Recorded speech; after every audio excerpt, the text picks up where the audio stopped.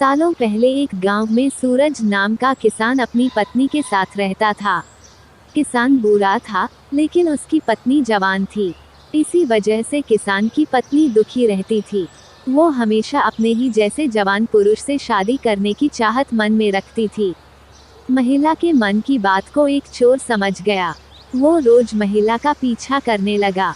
एक दिन उसने किसान की पत्नी को ठगने के विचार से उसे एक झूठी कहानी सुनाई। चोर ने कहा, सालों पहले मेरी पत्नी मुझे छोड़कर चली गई थी। अब मैं अकेला हूँ। मैं तुम्हारी सुंदरता पर मोहित हो गया हूँ और तुम्हें अपने साथ शहर ले जाना चाहता हूँ। स्त्री यह सुनते ही खुश हो गई। वो फटाफट बोली, ठीक है, मैं तुम्हारे साथ चलूंगी, लेकिन मेरे पति के पास बहुत धन है। पहले मैं उसे ले आती हूँ। उन पैसों से हम जीवन भर आराम से रहेंगे। यह सुनकर चोर ने कहा कि ठीक है, तुम जाओ और लौटकर इसी जगह आना, मैं तुम्हारा इंतजार करूंगा।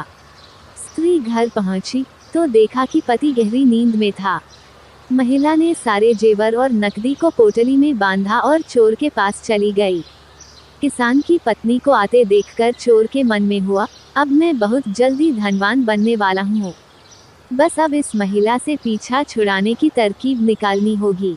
तभी किसान की पत्नी चोर के पास पहुंची। उसके पहुंचते ही दोनों दूसरे शहर की ओर निकल गए। कुछ दूर चलने के बाद रास्ते में एक नदी मिली। नदी को देखते ही चोर को एक तरकीब सूझ गई। वो महिला से बोला, देखो, नदी गहरी है, इसे मैं तुम्हें पार करवाऊंगा, लेकिन पहले मैं यह पोटली नदी के उस पार रखूंगा, फिर तुम्हें साथ ले जाऊंगा। स्त्री को चोर पर पूरा विश्वास था। उसने कहा, हाँ, ऐसा करना ठीक रहेगा। फिर चोर ने कहा, देखो, तुमने भारी जेवर पहने हैं, ये जेवर भी तुम मुझे दे दो, ताकि तुम्हें नदी पार करने में कोई बाधा ना हो।